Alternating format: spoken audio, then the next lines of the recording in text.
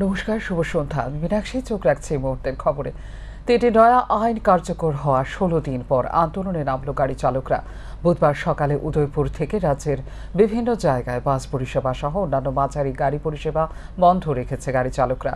রাজারবাগ স্টেশনে গাড়ি থেকে নামিয়ে দেওয়া হয় যাত্রীদের। সমস্যায় পড়ে যাত্রীরা।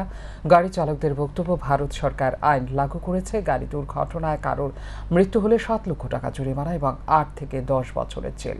কিন্তু শ্রমিকদের এত অর্থ সম্পত্তি নেই। দুর্ঘটনায় কারোর মৃত্যু হলে ৭ লক্ষাধিক টাকা জরিমানা বহন করা এবং ১০ বছরের জেল খাটা, কারণ প্রত্যেকের পরিবার অসহায়। তাই পরিবহন শ্রমিকদের স্বার্থে সরকার যাতে এই আইন প্রত্যাহার করে, না হলে আগামী দিন গাড়ি চালাবে না বলে সাফ জানিয়ে দিয়ে উদয়পুর থেকে বিভিন্ন জায়গায় বাস পরিষেবা বন্ধ রেখেছে গাড়ি চালকরা। উদাহরণস্বরূপ তারা বলেন, গত কয়েকদিন আগে এক বাস চালকের কঠোর রায় হয়েছে। সেই বাস চালক ২০১৫ সালে বিশালগড়ে এক ব্যক্তিকে চাপা দিয়েছিলেন। সেই ব্যক্তির মৃত্যু হওয়ার পর পুলিশ তাকে গ্রেপ্তার করে। গত কয়েকদিন আগে দীর্ঘ বছর পর তার রায় হয় ১০ বছরের কারাদণ্ড, যার ফলে তার পরিবার হতাশায় ভেঙে পড়ে। কিভাবে আগামী দিন পরিবার পরিচালনা করবে তার স্ত্রী, সেই বিষয়টা বুঝে উঠতে পারছে না। তাই এই ধরনের আইন অত্যন্ত অসহনীয় গাড়ি চালকদের জন্য। মানবিক দৃষ্টিভঙ্গি থেকে এই ধরনের আইন অবিলম্বে প্রত্যাহার করা জরুরি, না হলে আগামী দিন শুধু উদয়পুর নয়, গোটা রাজ্যে বাস ও ছোট গাড়ি পরিষেবা বন্ধ রাখা হবে বলে জানান গাড়ি চালকরা। সুতরাং এই ধরনের আইন কার্যকর থাকলে তারা গাড়ি চালাবে না বলে জানান। দেখুন, আমাদের এখানে যে অবস্থা, ভারত সরকার যে একটা আইন লাগু করছে, আমরা ১০ বছর জেল, ৭ লাখ টাকা জরিমানা, এই একটা ভারত সরকার একটা আইন করছে। কিন্তু আমরা শ্রমিকদের অর্থ সম্পত্তি নাই যে আমরা এই ৭ লাখ টাকা দেবো আর ১০ বছর জেল কাটবো। আমরা বাড়িঘর, সংসার, বউ বাচ্চা সবাই আছে, মা বাপ সবাই আছে। আমরা এটা চাই না যে সরকারের কাছে আমরা একটা সব শ্রমিকের একটা একান্ত বিরুদ্ধে থাকবো যে এই আইনটা সরকার যেমন তুলনার ব্যবস্থা করে, পুরা এটা তুলনার ব্যবস্থা করতে হলে আমরা সব শ্রমিকরা আমরা গাড়ি চালাবো, এমন একটা আমরা সরকারের কাছে বার্তা। আর আমরা যে একটা ড্রাইভার কয়েকদিন অ্যাক্সিডেন্ট হয়েছে, ২০১৫তে অ্যাক্সিডেন্ট হয়েছে, ২০১৫ অ্যাক্সিডেন্ট, আজকে ২০২৪ চলে। এই ২৪ ওখানে রায় ঘোষণা হয়েছে, হ্যাঁ ১০ বছর জেল হইব আর ৫০,০০০ টাকা জরিমানা। তো হ্যাঁ ফ্যামিলিটা একদম নিরুয়ায়, একদম আমার বাড়ির পাশেই, কিন্তু হ্যাঁ একদম নিরুয়ায়, তার ফ্যামিলি পুরা। বুধবার আগরতলা পৌর নিগমের ১৪ নম্বর ওয়ার্ডের অন্তর্গত দুর্গা চৌমুহনী বিপণী বিতানটি সরেজমিনে পরিদর্শন করেন পৌর নিগমের মেয়র দীপক মজুমদার ও কমিশনার শৈলেশ কুমার যাদব। সাথে ছিলেন স্থানীয় কর্পোরেটর। দুর্গা চৌমুহনী বিপণী বিতানটি সরেজমিনে পরিদর্শনের পর নিগমের মেয়র দীপক মজুমদার জানান, বিপণী বিতানের বেশ কিছু দোকানঘর বন্ধ পড়ে রয়েছে। অনেকেই দীর্ঘদিন ধরে ভাড়া দিচ্ছেন না, তাই তাদেরকে নোটিশ প্রদান করা হবে ৭ দিনের মধ্যে বকেয়া ভাড়া প্রদান করে দোকানঘর খোলার জন্য। অন্যথায় এই দোকানঘর অন্য কাউকে প্রদান করা হবে। বেশ কিছু ঘর কিছু শ্রমিক সংগঠন দখল করে রেখেছে, সেই সকল ঘরগুলিও দখলমুক্ত করা হবে। বিপণী বিতানের সামনে অবৈধভাবে বহু যানবাহন পার্কিং করে রাখা হয়েছে। এই বিষয়ে ট্রাফিক দফতরকে ব্যবস্থা গ্রহণের জন্য বলা হয়েছে। বিপণী বিতানের একটি সাইকেল স্ট্যান্ড রয়েছে, সেখানে রাতের বেলায় অসামাজিক কাজকর্ম হয়। এই অসামাজিক কাজকর্মের বিরুদ্ধে স্থানীয়দের প্রতিরোধ গড়ে তোলার আহ্বান জানান তিনি। মেয়র দীপক মজুমদার আরও জানান, বিপণী বিতানের চারপাশে রাস্তা তৈরি করা হবে। ব্যবসার কেন্দ্র ঠিকই, কিন্তু অনেকগুলি ঘর যারা নিয়েছেন তারা ব্যবসা করেন না, এবং আমরা লক্ষ্য করেছি বিভিন্ন ব্যবসায়ীরা তারা ঘর যেমন বন্ধ রাখেন বা যারা ঘর খুলে রাখে ব্যবসাও করছেন, তারা নিয়মিত যেটা ভাড়া এটা তারা দিচ্ছেন না। অনেকেই টাকা জমে গেছে। আমরা নোটিশ দিয়ে ৭ দিনের মধ্যে ওদেরকে পেমেন্টগুলি করতে হবে, নয়তো আমরা অন্য কাউকে দেবো যারা ব্যবসা করতে উৎসাহী। আর দ্বিতীয়ত এখানে লক্ষ্য করেছি একটা আনঅথরাইজড পার্কিংয়ে একটা মনোবৃত্তি, প্রায় অনেকগুলি গাড়ি এখানে থাকে। আমরা আজকে ট্রাফিক দপ্তরকে বলেছি এটা উঠিয়ে নিতে, এবং আগামী দিন আমরা যাতে এখানে আপনার 2 হুইলার বাদে কোনো 4 হুইলার বা 3 হুইলার গাড়ি ঢুকতে না পারে সে ব্যবস্থা আগামী দিনে করা হবে। এখানে একটা সাইকেল স্ট্যান্ড আছে, এটা পরিত্যক্ত অবস্থায়। এখানে এলাকার কিছু কিছু যুবক বা যারা এই ব্যবসার সঙ্গে যুক্ত আছে, তাদের মধ্যে কেউ কেউ মাদকদ্রব্য গ্রহণ করে এখানে একটা সুস্থিকর। পঞ্চায়েত হলো সবচেয়ে লুটের জায়গা। এখানে হিসেব নিকেশ নেই, তাই পঞ্চায়েত দখল নিতে বিজেপি ভোট করতে চাইছে না। যদি ভোট করে তাহলে মানুষের ক্ষোভের বহিঃপ্রকাশ ঘটবে। বুধবার সিআইটিউ কার্যালয়ে রমেন্দ্র দাশগুপ্তের স্মরণ সভায় বক্তব্য রেখে এই কথাগুলি বললেন পলিটবোর্ডের সদস্য তথা প্রাক্তন মুখ্যমন্ত্রী মানিক সরকার। চিরদিন সবার একরকম যায় না। একবার ক্ষমতা দখল করলে আমরাই শেষ, আমরাই থাকবো, এটা ঘটনা নয়। এটাই প্রমাণিত হয়েছে গত 40 দিনে। দেশে মাত্র 40 দিনের ব্যবধানে দুটি বড় ধাক্কা খেয়েছে বিজেপি। এর মধ্যে একটি 2024 লোকসভা নির্বাচন। এই নির্বাচনে বিজেপি পরাস্ত হয়েছে এমনটা নয়, এককভাবে ক্ষমতায় আসতে পারেনি তারা। অপরটি হলো 40 দিনের মধ্যে 13টি আসনের উপনির্বাচনের ফলাফলে দেখা যাচ্ছে মাত্র 2টি আসন পেয়েছে বিজেপি, বাকি 10টি আসন পেয়েছে ইন্ডিয়া জোট এবং একটি আসন পেয়েছে নির্দল। যে একটি আসন নির্দল প্রার্থী জয়ী হয়েছেন তিনিও ভারতীয় জনতা পার্টির প্রতিদ্বন্দ্বীকে পরাজিত করে জয়ী হয়েছেন। এর থেকে শিক্ষা নিতে হবে বিজেপিকে। আগের মতো আর ছুরি ঘোরাতে পারবে না, কারণ বিজেপিকে যারা পরিচালনা করে তারা হলেন আরএসএস। আরএসএস এর এই ধরনের ফলাফল উদ্বেগ প্রকাশ করেছে। এর থেকে শিক্ষা নিতে আরএসএস মোদীকে জনবিরোধী কাজগুলি নিয়ে সমালোচনা করে বোঝানোর চেষ্টা করেছেন। বুধবার সিআইটিইউ কার্যালয়ে রমেন্দ্র দাশগুপ্তের স্মরণ সভায় বক্তব্য রেখে এই কথাগুলি বলেন পলিট ব্যুরোর সদস্য তথা প্রাক্তন মুখ্যমন্ত্রী মানিক সরকার। তিনি আরো বলেন, পরিস্থিতি এক জায়গায় দাঁড়িয়ে নেই, তাই লড়াই চালিয়ে যেতে হবে। ছোট পরিসরে হলেও জনবিরোধী কাজকর্মের বিরুদ্ধে মানুষকে ঐক্যবদ্ধ করে আন্দোলন, ডেপুটেশন সহ বিভিন্ন কর্মসূচি হাতে নিতে হবে বলে জানান তিনি। সম্প্রতি রাজনগরের প্রয়াত প্রার্থী বাদল শীলের হত্যাকাণ্ডের পরিপ্রেক্ষিতে বন্ধের বিষয়ে আরো বলেন, গত রবিবার মানুষ স্বতঃস্ফূর্তভাবে বন্ধ পালন করেছে। বিজেপি রাস্তায় নেমে মানুষকে বন্ধ পালন না করার জন্য বললেও মানুষ সেদিন ঘর থেকে বের হয়নি, বাজার হাটে যায়নি, গাড়িতে ওঠেনি। সবচেয়ে বড় বিষয় হলো সেদিন মানুষ খার্চি পুজোতেও তেমন লক্ষণীয়ভাবে অংশ নেয়নি। এর থেকে প্রমাণিত মানুষ সরকারের উপর আস্থা রাখতে পারছে না এবং সরকারও মানুষকে বিশ্বাস করতে পারছে না। শুধু তাই নয়, দলের মধ্যেও অবিশ্বাসের বাতাবরণ সৃষ্টি হয়েছে। আসন্ন পঞ্চায়েত নির্বাচনের জন্য মনোনয়ন দিতে গিয়ে নিজেদের মধ্যে সংঘর্ষ হচ্ছে, কারণ পঞ্চায়েত নির্বাচন হলো সবচেয়ে লুটের জায়গা।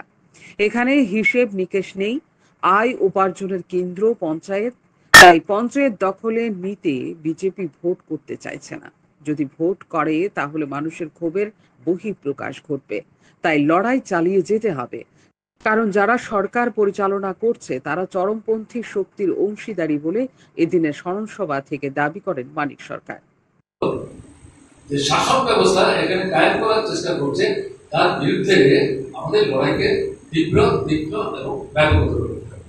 এই লড়াই থেকে বর্তমান সময়ে যে পঞ্চায়েত নির্বাচনের প্রস্তুতি চলছে একে আলাদা করে দেখবার কোনো সুযোগ নেই। আমি যেটা বলবো, পরিস্থিতি কিন্তু এক জায়গায় দাঁড়িয়ে।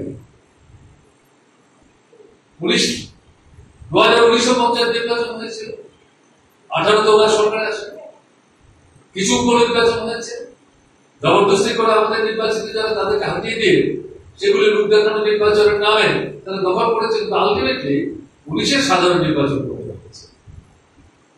আমাদের প্রস্তুতি ছিল, কিন্তু মনোনয়ন পত্রই জমা দেওয়ার মতো কোনো পরিবেশ পরিবর্তন হচ্ছিল না। তখন মানে হচ্ছে ওদের দেশের ছিল সন্ত্রাসের মানে রমরমা অবস্থা, চারিদিক থেকে সমস্ত একটা স্তব্ধতা বিরাজ করছে।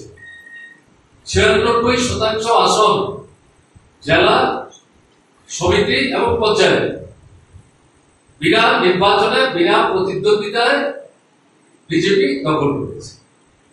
এবং এই নির্বাচনে দেখা গেছে আইপিএফটি তাদের সহযোগী 18 নির্বাচনে আইপিএফটি 8টি আসনে জয়যুক্ত হয়েছিল, তাদের মন্ত্রিসভায় 2 জন সদস্য। সেই আইপিএফটিকেও পঞ্চায়েত নির্বাচনে যখন মনোনয়নপত্র জমা দেওয়ার চেষ্টা করছে তারাও আক্রান্ত করেছে।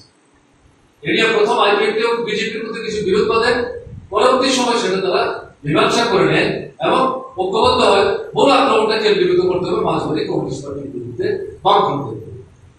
এই পরিস্থিতিতে দাঁড়িয়ে 96% আসন এভাবে দখল করে বাদ বাকি যে 4% আসন তথাকথিত ভোট, এগুলি যখন করা চলছে, করোনা কেন্দ্র থেকে আমাদের যে সাহসী বন্ধুরা সেখানে যাওয়ার চেষ্টা করেছেন, পিটিয়ে ধাক্কা দিয়ে ঘাড়ে ধরে ছুলে ফেলে দিয়ে সেগুলো তারা দখল করে নিয়েছে। তারপরে হচ্ছে 100%ই তারাই সেখানে দখল করেছে। এবার তার পরিস্থিতি কিন্তু এরকম না। আয়োজিত স্মরণ সভায় এদিন এছাড়া উপস্থিত ছিলেন প্রাক্তন মন্ত্রী মানিক দে, সংগঠনের নেতৃত্ব রমা দাস সহ অন্যান্যরা। শান্তন টিভি। রাজধানীর অন্যতম ব্যস্ততম বাণিজ্যিক এলাকা নাগেরজোলা ও বটতলা এলাকা, কিন্তু এই ব্যস্ততম বাণিজ্যিক এলাকা বটতলা ফাঁড়ির পুলিশের চূড়ান্ত গাফিলতিতে দিন দিন নেশা কারবারিদের হাতে চলে যাচ্ছে। গাঁজা, ড্রাগস সহ বিভিন্ন নেশার রমরমা চলছে জহর ব্রিজ সহ নাগেরজোলা আশপাশ এলাকায়। বুধবার দিন দুপুরে গাঁজা ও ড্রাগস কেনাবেচা নিয়ে বটতলা বাঁশবাজার এলাকায় দুই পক্ষের মধ্যে শুরু হয় ঝামেলা। শেষ পর্যন্ত আক্রান্ত হয় অভিজিৎ চক্রবর্তী নামে এক যুবক। পরবর্তী সময়ে বিষয়টি নজরে আসে স্থানীয়দের। তারা বাধারঘাট স্থিত ফায়ার স্টেশনে ফোন করে জানায় এক যুবক রক্তাক্ত অবস্থায় পড়ে আছে। সাথে সাথে তারা অকুস্থলে এসে আহত যুবককে উদ্ধার করে নিয়ে যায় আইজিএম হাসপাতালে। আক্রান্ত যুবকের নাম অভিজিৎ চক্রবর্তী। তার বাড়ি আপনজন ক্লাব এলাকায়। তার বক্তব্য, তাকে কয়েকজন যুবক নেশা সামগ্রীর জন্য মারধর করেছে। তবে বিষয়টি পুলিশ যদি চোখ এড়িয়ে চলে তাহলে এলাকার মানুষের মধ্যে আতঙ্ক বাড়বে। কারণ দিন রাত 24 ঘন্টা এলাকা দিয়ে চলাফেরা করতে মহিলারা আতঙ্কে ভুগছে। এলাকায় একটি বড় গ্রুপ বেঁধে 20 থেকে 25 জন যুবক নেশা সামগ্রী কেনা বেচায় লিপ্ত আছে। তাদের বিরুদ্ধে কঠোর হতে হবে পুলিশ প্রশাসনকে, না হলে তাদের গ্রুপের সদস্য সংখ্যা একদিকে যেমন বাড়বে তেমনি অপরদিকে এলাকায় অপরাধমূলক ঘটনা বাড়বে।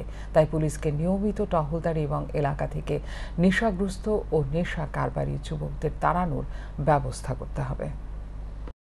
ঘটনা আমি ওই চারাদনের একদম জল নিয়ে একদম মিশতাম, আমার লগে কিচ্ছু কিচ্ছু পয়সা দিছে না, কিচ্ছু নেই আমার লগে। শুধু আমি আমার ঘরে একটা গাছের পালা পাইছি দূরে। এবার এরা উদু দিমাই শুরু করছে আমার। কারা মারছে? ওই সব বাজার গুলো আমার যারা বেচে যারা বেচে আমি তা বেশি না আমি তারা বুঝছি বলতো যে ভাই আমি আমার হাতে আমি একটু বেশি দিচ্ছি না, আমার গাঁজা খাই আমি গাঁজা খাই মদ খাই এই দুটো দিন গেছি। আর লোক আমার কিচ্ছু লোক পাইছে না, শুধু আমার লোক 1000 টাকা পাইছে শুধু দূরে। সোনামুড়া মহকুমা 4টি ব্লকের মধ্যে নলছর, মোহনভোগ এবং বক্সনগরে বিরোধী দলগুলোর মনোনয়ন দাখিল করার ক্ষেত্রে মহকুমা পুলিশ প্রশাসন এবং ব্লকের রিটার্নিং অফিসারের বিরুদ্ধে অভিযোগ করে সোনামুড়া জেলা কংগ্রেস। সোনামুড়া জেলা কংগ্রেস ভবনে বুধবার এক সাংবাদিক সম্মেলনের মধ্য দিয়ে এ অভিযোগ তুলে ধরেন জেলা কংগ্রেস সভাপতি দীপক চক্রবর্তী। কংগ্রেসের পক্ষ থেকে অভিযোগ আনা হয়, প্রতিটি ব্লকের ভিডিওর নিকট নির্ধারিত দিন মনোনয়নপত্র দাখিল করবে কংগ্রেস মনোনীত প্রার্থীরা, তখন যাতে সবকিছু শান্তিপূর্ণভাবে সম্পন্ন করা হয়। কংগ্রেস দলের পক্ষ থেকে জেলা প্রশাসন এবং মহকুমা পুলিশ জানানো হয়, প্রশাসনের নিকট নিরাপত্তার আর্জি জানানো হয়। কিন্তু আচমকা সোনামুড়া মহকুমা পুলিশ প্রশাসনের পক্ষ থেকে সোনামুড়া থানার কংগ্রেস নেতৃত্বদের ডেকে নিয়ে 16 জুলাই মনোনয়ন জমা না করার জন্য বলা হয়। তাই বাধ্য হয়ে তারা মনোনয়নপত্র জমা দেওয়ার দিন অর্থাৎ 18 জুলাই ব্লকে কংগ্রেস দলের পক্ষ থেকে মনোনীত প্রার্থীরা মনোনয়নপত্র জমা দেবেন বলে জানান। তারা দাবি করেন, এক্ষেত্রে যদি কংগ্রেস দলের কর্মীদের উপর কোনো প্রকার হামলা হুজ্জতি করা হয় তার জন্য দায়ী থাকবে প্রশাসন। এদিনের সাংবাদিক সম্মেলনে এছাড়া উপস্থিত ছিলেন বক্সনগর ব্লক কংগ্রেস প্রভারী হাবিল মিয়া। এই কথায় আশ্বাসের উপর ভিত্তি করে আমরা নলছর, বক্সনগর ব্লক, মোহনভোগ ব্লক আমরা মনোনয়ন দেওয়ার জন্য আমরা প্রস্তুতি গ্রহণ করি এবং আমাদের প্রস্তুতি সম্পূর্ণরূপে আমরা সেটা করেছি। এবং 18 তারিখ সকাল 11টায় আমরা বক্সনগরে মনোনয়ন দিতে যাব। 18 তারিখ 11টায় কংগ্রেস কর্মীরা নেতারা সেই নলছর ব্লকে আমরা মনোনয়ন দিতে যাব। আমরা মোহনভোগ ব্লকেও আমরা বিভিন্ন গাঁ সভায়, পঞ্চায়েত সমিতি এবং গ্রাম পঞ্চায়েতগুলিতে আমরা সেখানে মনোনয়ন আমরা দাখিল করব। কিন্তু আমরা দেখেছি বিশেষ করে সে বক্সনগর এবং নলছরে ওনারা প্রতিদিন সমস্ত আইনকে বৃদ্ধাঙ্গুষ্ঠ দেখিয়ে সেই বক্সনগরে একাধিক জায়গায় শিবির স্থাপন করেছে। সেখানে কংগ্রেস কর্মীরা, বিরোধী দলের কর্মীরা সেখানে যাওয়া তো দূরের কথা, সাধারণ পাবলিক পর্যন্ত ব্লকে তাদের কাজের পরিষেবার জন্য যেতে পারছে না। 3 জায়গাতে ব্যারিকেড দিয়েছে, মারাত্মক অস্ত্র শস্ত্র নিয়ে মানুষকে ভয়ভীতি দেখাচ্ছে। রাতের অন্ধকারে একদল দুষ্কৃতী কর্তৃক আক্রান্ত এক গাড়ির চালক। ঘটনা মঙ্গলবার রাতে। ঘটনার অভিযোগ পেয়ে দুষ্কৃতীদের আটক করতে ময়দানে নামে তেলিয়ামুড়া থানার পুলিশ।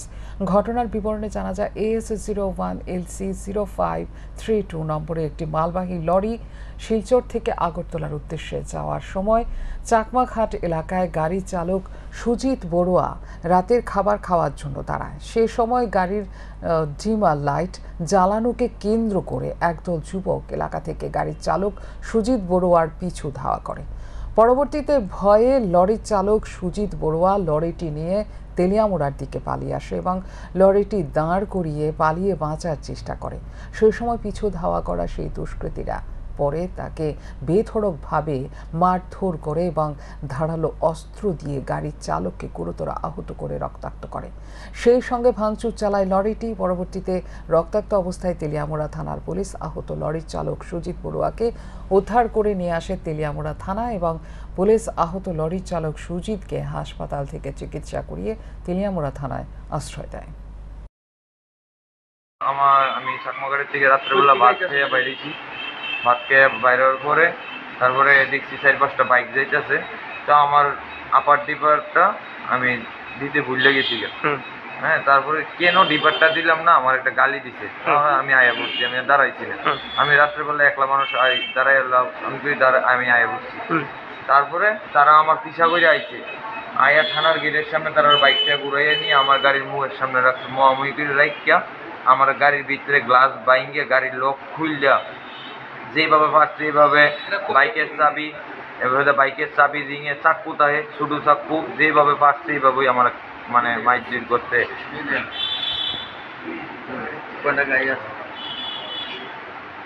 চাক্কু দিয়ে গাই দিয়েছে এটি না?